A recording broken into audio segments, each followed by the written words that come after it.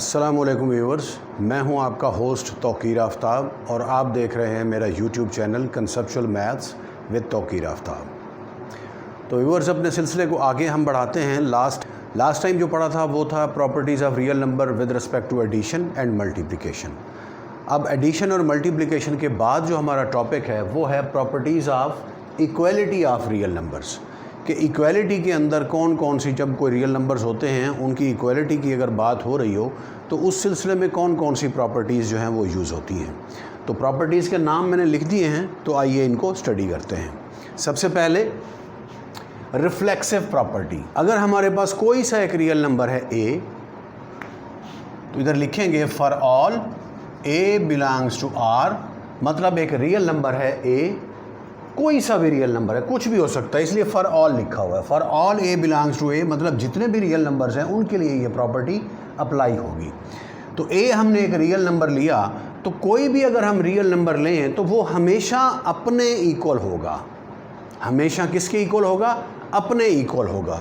तो हम लिखते हैं a is equal to a। इस प्रॉपर्टी का नाम है रिफ्लेक्सिव प्रॉपर्टी। ठीक है। नेक्स्ट देखिए सिमेट्रिक प्रॉपर्टी। सिमेट्रिक प्रॉपर्टी ये है कि अगर हमारे पास कोई से दो रियल नंबर्स हैं, फॉर ऑल a व b बिलोंग्स टू r, अगर हमारे पास कोई से दो रियल नंबर्स हैं a और b, तो a इक्वल टू, अगर b है तो b is equal to a होगा, यानी a b के अगर इक्वल है तो b a के इक्वल होगा। तो इस प्रॉपर्टी का नाम है सिमेट्रिक प्रॉपर्टी। ओके। नेक्स्ट हमारे पास है ट्रांजिटिव प्रॉपर्टी। ट्रांजिटिव प्रॉपर्टी में तीन हमारे पास रियल नंबर्स होंगे। For all a b c belongs to r, a b के इक्वल है, जो b है वो c के इक्वल होगा, c के अगर इक्वल है तो इसका मतलब ये होगा कि a और c ये भी आपस में बराबर होंगे। यानी अगर एक नंबर दूसरे के बराबर है और दूसरा तीसरे के बराबर है तो पहला और तीसरा ये दोनों भी आपस में इक्वल होंगे। तो इस प्रॉपर्टी का नाम है ट्रांजिटिव प्रॉपर्टी। इसके बाद नेक्स्ट है एडिटिव प्रॉपर्टी। एडिटिव प्रॉपर्टी ये है कि अगर हमारे पास दो रियल नंबर्स हैं a और b आपस में इक्वल हैं, फॉर ऑल a व b, साथ में एक और नंबर c भी है, ये अगर रियल नंबर्स को बिलोंग करते हैं और a इक्वल टू b अगर है, तो अगर हम c को दोनों तरफ से ऐड कर दें, c को अगर हम दोनों तरफ से ऐड कर दें तो इस इक्वलिटी पे कोई इफेक्ट नहीं पड़ेगा। तो हम लिखेंगे this implies that a plus c is equal to b plus c। जैसे a प्लस सी है, इसी तरह से हम c प्लस ए भी कर सकते हैं। c plus A is equal to, इधर भी c प्लस बी होगा, गो के a प्लस सी और c प्लस ए दोनों आपस में इक्वल होते हैं। Next multiplicative property. Multiplicative property जैसे कि नाम से ही जाहिर है, इसमें मल्टीप्लिकेशन हो रही होगी। जैसे एडिशन हुई थी ऐसे ही मल्टीप्लिकेशन होगी। तो हम लिखेंगे for all a b c belongs to r, a equal to, अगर b है और हम दोनों तरफ से अगर c से मल्टीप्लाई कर दें तो इस इक्वलिटी पे कोई इफेक्ट नहीं पड़ता। तो हम लिखेंगे this implies that ac is equal to bc। इसी तरह से ca is equal to cb होगा। Okay. Next cancellation property of addition. ये इस एडिटिव प्रॉपर्टी का उलट है, मतलब हम इधर से इस तरफ आएंगे, c को कैंसिल करेंगे। ठीक है जी। तो अब लिखें for all a b c belongs to r, if a plus c is equal to b plus c अगर है, a plus c equal to b plus c है, दिस इम्प्लाइज दैट, इसका मतलब होगा अगर हम c को दोनों तरफ से कैंसिल कर देते हैं, यानी subtracting both side by c, तो हमारे पास क्या आएगा? a is equal to b हो जाएगा। इसे हम कहते हैं कैंसलेशन प्रॉपर्टी ऑफ एडिशन। इसी तरह से है कैंसलेशन प्रॉपर्टी ऑफ मल्टीप्लिकेशन। ये इस मल्टीप्लिकेटिव प्रॉपर्टी का उलट होगा, रेसिप्रोकल होगा इसका, मतलब यहाँ से हम इस तरफ आएंगे। तो इधर लिखें for all a b c belongs to r, if a into c is equal to b into c, this implies that दोनों तरफ से अगर c के मल्टीप्लिकेटिव इनवर्स से मल्टीप्लाई किया जाए तो c क्या हो जाएगा, कैंसिल हो जाएगा, और हमारे पास क्या बनेगा, a is equal to b। इसी तरह से AC is equal CA is equal to CB अगर हो तब भी हम ऐसा ही करेंगे, c को हम दोनों तरफ से कैंसिल कर सकते हैं। इसी तरह से ये थी इक्वलिटी की प्रॉपर्टीज़। इसके बाद है इनइक्वालिटी की properties of inequality of real numbers. Inequality होती क्या है, इनइक्वालिटी जस्ट ये लेस देन का साइन या ग्रेटर देन का साइन अगर हो इक्वालिटी की जगह, तो उसे हम उस एक्सप्रेशन को हम क्या कहेंगे, सेंटेंस को हम क्या कहेंगे, इनइक्वालिटी कहेंगे। अगर इक्वालिटी का साइन हो तो उसे इक्वेशन कहते हैं, अगर इनइक्वालिटी का साइन हो तो उसे इनइक्वेशन कहते हैं, या इनइक्वालिटी का नाम भी उसको हम देते हैं।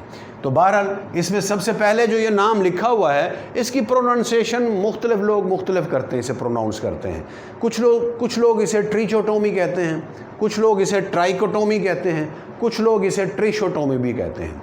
तो मुख्तलिफ टीचर्स हैं, पढ़ाने का स्टाइल हर एक का डिफरेंट होता है, तो इसको बहरहाल पढ़ें आप। जो मैं किसी भी टीचर पे एतराज़ नहीं करता, सबके मेथड्स ठीक होते हैं। तो बहरहाल आपको ये पता होना चाहिए कि ये प्रॉपर्टी है क्या, बेसिकली ये किस चीज़ के बारे में है, ठीक है। इसमें हमारे पास अगर दो रियल नंबर्स हैं a और b, फॉर ऑल a व b बिलोंग्स टू r, तो a और b अगर दो रियल नंबर्स हैं तो इन दोनों नंबर्स के अंदर तीन तरह की पॉसिबिलिटीज़ हो सकती हैं। इनके जो रिलेशन होगा a और b का वो तीन तरह का हो सकता है। ऐसा भी हो सकता है कि either a is less then b, या तो a b से लेस होगा, और a is equal to b, या तो a b के इक्वल होगा, और a is greater than b, या फिर a जो है वो b से बड़ा होगा। तो ये तीन पॉसिबिलिटीज़ हो सकती है। ये तो आपको पता है ना कि ये साइन लेस देन का है, इसकी लेफ़्ट साइड पर जो भी चीज़ होगी वो स्मॉलर होगी, और राइट साइड पर जो भी चीज़ होगी वो ग्रेटर होगी, और इसके लेफ़्ट साइड पर जो चीज़ होगी वो ग्रेटर होगी, और राइट साइड पर जो चीज़ होगी वो स्मॉलर होगी। तो बहरहाल यहाँ पे लिखा है either a is less then b, और a इक्वल टू b, और a is greater then b। मतलब तीन पॉसिबिलिटीज़ हो सकती हैं, या तो पहला नंबर दूसरे से छोटा होगा, या पहला और दूसरा दोनों इक्वल होंगे, या फिर पहला दूसरे से बड़ा होगा। नेक्स्ट हमारे पास है ट्रांजिटिव प्रॉपर्टी। इसमें भी तीन नंबर्स होंगे, for all a b c belongs to r, ठीक है। तो अगर हमारे पास है if a is less than b and b is less than c, यानी a b से छोटा है और b c से छोटा है, इसका मतलब होगा जो a है वो c से भी छोटा होगा, क्योंकि a अगर b से छोटा है यानी b बड़ा हो गया। अब ये बड़ी चीज़ जो है वो c से छोटी है, तो इसका मतलब ये हो गया c b से भी बड़ा है। अब b a से बड़ा है और c b से बड़ा है, तो इसका मतलब c सबसे बड़ा हो गया। तो हम लिखेंगे this implies that a is less than c। ये लेस देन का है, इसी तरह से ग्रेटर दैन का भी है कि if a is greater than b and b is greater then c, this implies that, अब सबसे छोटा कौन सा होगा, c होगा क्योंकि b c से बड़ा है और a b से भी बड़ा है, तो a सबसे बड़ा हो गया, c सबसे छोटा हो गया। तो हम लिखेंगे this implies that a is greater then c, okay. इसके बाद नेक्स्ट है एडिटिव प्रॉपर्टी। एडिटिव प्रॉपर्टी जैसा कि नाम से ही जाहिर है कि एडिशन के हवाले से है, तो इसमें हम लिखेंगे for all a b c belongs to r, if a is less than b, अगर a b से लेस है और हम दोनों तरफ से अगर c को ऐड कर दें तो एक्सप्रेशन पे कोई फ़र्क नहीं पड़ेगा, मतलब लेस दैन का साइन लेस दैन ही रहेगा। तो हम लिखेंगे this implies that a plus c less than b plus c, मतलब इधर भी c ऐड कर दिया, इधर भी c ऐड कर दिया, कोई फ़र्क नहीं पड़ेगा। आप इसकी एग्जांपल भी ले सकते हैं कि 2 इज़ लेस दैन 3 है, अगर दोनों तरफ से 1 ऐड कर दें तो 2 की जगह 3 आ जाएगा और 3 की जगह 4 आ जाएगा, 3 इज़ लेस दैन 4 आएगा, ठीक है ना। ये बड़ी सिंपल सी प्रॉपर्टीज़ हैं, सिर्फ प्रॉब्लम कहाँ पर होती है, इनका नाम याद करने में होती है। तो स्टूडेंट्स इसका नाम याद नहीं कर सकते, वो आपने इसको याद रखना होगा। इसी तरह से ये लेस देन का है, इसी तरह से ग्रेटर देन का भी है, और साथ ही अगर a प्लस c है तो हम लिख सकते हैं c प्लस a, और इधर भी हम लिख सकते हैं c प्लस b, ठीक है। इसी तरह से if a is greater than b this implies that a plus c is greater than b plus c. तो ये थी एडिटिव प्रॉपर्टी।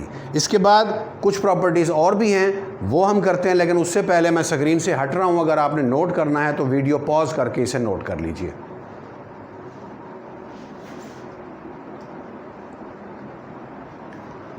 तो व्यूअर्स नेक्स्ट देखिए मल्टीप्लिकेटिव प्रॉपर्टी। अब मल्टीप्लिकेटिव प्रॉपर्टी जैसा कि नाम से जाहिर है, इधर क्या थी एडिटिव प्रॉपर्टी, इसमें एडिशन हमने की थी।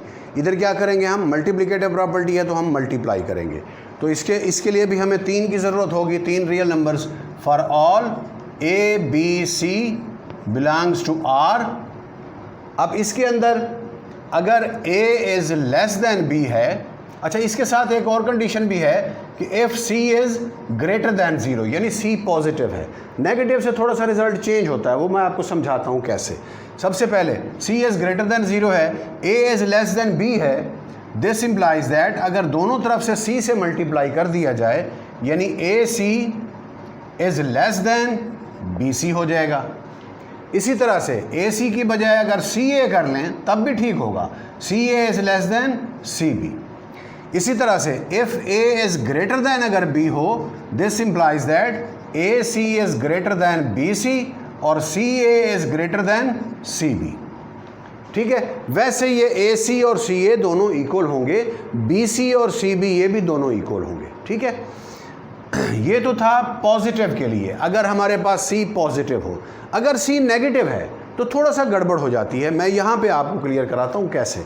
फ़र्ज़ कर लें अगर 2 इज़ ग्रेटर दैन -3 है, ठीक है ना, 2 जो है वो -3 से बड़ा होता है। अगर मैं दोनों तरफ से एक लेस देन 0 यानी नेगेटिव नंबर से मल्टीप्लाई कर दूं, यानी मल्टीप्लाइंग बोथ साइड बाय अगर -1 कर दिया जाए तो ये क्या हो जाएगा, ये बन जाएगा -2 और ये हो जाएगा +3। आप देखें इन दोनों में से कौन सा बड़ा है, ऑब्वियसली 3 इज़ ग्रेटर दैन -2। तो हम साइन ऑफ इनइक्वालिटी को उल्टा देते हैं। ये चीज़ नेगेटिव नंबर के साथ होती है जब इनइक्वालिटी में हम किसी नेगेटिव नंबर से मल्टीप्लाई करते हैं, जबकि ऐसा जो है अपना इक्वालिटी है उसके अंदर ऐसा नहीं होता। इक्वालिटी में हम अगर नेगेटिव से मल्टीप्लाई करें या पॉजिटिव से मल्टीप्लाई करें, दोनों तरफ से सेम इफ़ेक्ट हो रहा होता है, तो उससे हमारे पास इक्वालिटी के साइन पर कोई इफ़ेक्ट नहीं पड़ता। तो बहरहाल अब इसके लिए हम क्या करेंगे, for all A B C belongs to R and C is less than 0, that is C is negative, then if A is less than B, this implies that A C जो है वो क्या हो जाएगा, हमारे पास लेस देन की बजाय greater than का साइन आएगा, जैसे ये ग्रेटर से लेस हो गया था। ठीक है, साइन ऑफ इनइक्वालिटी उलट जाएगा, a c will be greater than b c. इसी तरह से c a is greater than c b होगा। वैसे ये ए सी और सी ए दोनों इक्वल होते हैं। इसी तरह से अगर हम ग्रेटर देन की बात करें, A is greater than B, this implies that A C is less than हो जाएगा। अगर ग्रेटर देन का साइन है, नेगेटिव से मल्टीप्लाई करेंगे तो साइन ऑफ इनइक्वालिटी चेंज होता है, ग्रेटर की बजाय लेस हो जाएगा, लेस देन बी सी। इसी तरह से अगर हम सी ए करें तो लेस देन ये क्या होगा, सी बी हो जाएगा। ओके, आई थिंक ये चीज़ भी आपको क्लियर हो गई होगी। व्यूअर्स नेक्स्ट है मल्टीप्लिकेटिव इन्वर्स। मल्टीप्लिकेटिव इन्वर्स जब हम लोगों ने पढ़ा था रियल नंबर्स का, उसके अंदर मैंने आपको बताया था कि मल्टीप्लिकेटिव इन्वर्स 0 का कभी भी नहीं हो सकता। ठीक है ना, क्योंकि 0 का अगर मल्टीप्लिकेटिव इन्वर्स करें तो वो 1/0 होगा। तो 1/0 क्या बनता है, 1/0 होता है इन्फिनिटी, यानी नॉट एक्सेप्टेबल, जो कि कैलकुलेटर भी फाइंड नहीं कर सकता। जब कैलकुलेटर नहीं कर सकता तो हमारी क्या मजाल है कि हम उसे फाइंड कर सकें। बहरहाल एनी हो, तो इसके अंदर होगा if A B belongs to R, if हैं ए और B belongs to R, if A is greater than B, अगर A B से बड़ा है तो इनके अगर मल्टीप्लिकेटिव इन्वर्स कर दिए जाएं, यानी 1/A और 1/B, तो इस सूरत में जो ये 1/B होगा ये ग्रेटर हो जाएगा। रीज़न इसकी क्या है, रीज़न आप देख लें, यहाँ पे मैं आपको अभी बता देता हूँ। इसकी फ़र्ज़ कर लें यहाँ पे लिखा हुआ है 8/3, ये ग्रेटर 8/3, अगर इसे हम डिवाइड करें तो इसका आंसर क्या होगा, 2 पॉइंट समथिंग। ठीक है, 2 पॉइंट समथिंग होगा, 2.666 इस तरह से चलता रहेगा ये। तो बहरहाल ये चीज़ बड़ी है। अगर इधर मैं लिख देता हूँ 8/5, ठीक है, 8/3, 8/5। ऑब्वियसली ये 8 के 3 टुकड़े हमने किए, इधर 8 के 5 टुकड़े किए हैं, ठीक है। तो अब अगर इसका हम मल्टीप्लिकेटिव इन्वर्स करें, 8/3 का मल्टीप्लिकेटिव इन्वर्स 3/8 होगा और 8/5 का मल्टीप्लिकेटिव इन्वर्स 5/8 होगा। इस सूरत में ये 5/8 बड़ा हो जाएगा, क्योंकि ये हमने 3 के 8 टुकड़े किए हैं, ठीक है, 3 के 8 टुकड़े, छोटी चीज़ के 8 टुकड़े किए, यहाँ पे बड़ी चीज़ के 8 टुकड़े किए हमने, तो ऑब्वियसली ये चीज़ बड़ी होगी, ठीक है ना। इसी तरह से अगर हमारे पास ये 1 हो गया, इसी तरह से अगर if a is less then b हो, दिस इम्प्लाइज दैट 1/a और 1/b, इस केस में 1/a will be greater than, ठीक है। यानी मल्टीप्लिकेटिव इन्वर्स करने से जो साइन ऑफ इनइक्वालिटी है वो उलट जाता है।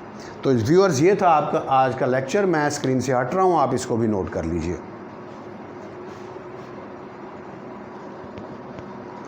आई थिंक व्यूअर्स आपको ये चीज़ें क्लियर हो गई होंगी। वैसे इस चीज़ पे लेक्चर मैं देना नहीं चाह रहा था, क्योंकि ये चीज़ें आपने याद रखनी है। जिस तरह से आपने किसी का नाम याद करना होता है, उसमें समझाने की कोई चीज़ नहीं होती, ठीक है। बहरहाल मैंने एक्सप्लेन कर दी है ये सारी चीज़ें। आपने क्या करना है, इन चीज़ों के नाम याद करने हैं। अगर इस तरह से हो रहा हो तो हम इस चीज़ को हम क्या नाम देते हैं, इस चीज़ का नाम ये है, इस प्रॉपर्टी का नाम ये है। तो व्यूअर्स, ये था आज का लेक्चर। उम्मीद है आपको समझ आ गया होगा। अगर ये चीज़ें आपको क्लियर हो गई हों तो मेरे चैनल को इस वीडियो को ज़रूर लाइक कीजिए, मेरे चैनल को सब्सक्राइब भी करें और मेरा मैसेज अपने दोस्तों तक भी पहुंचाएं। इंशाल्लाह 9th के बाद हम लोग 10th क्लास, फिर फर्स्ट ईयर और सेकंड ईयर को कंसेप्चुअली इंशाल्लाह ईच एंड एवरीथिंग हम क्लियर करेंगे। आपका बहुत बहुत शुक्रिया। अपना बहुत ज़्यादा ख्याल रखिएगा। अस्सलाम वालेकुम।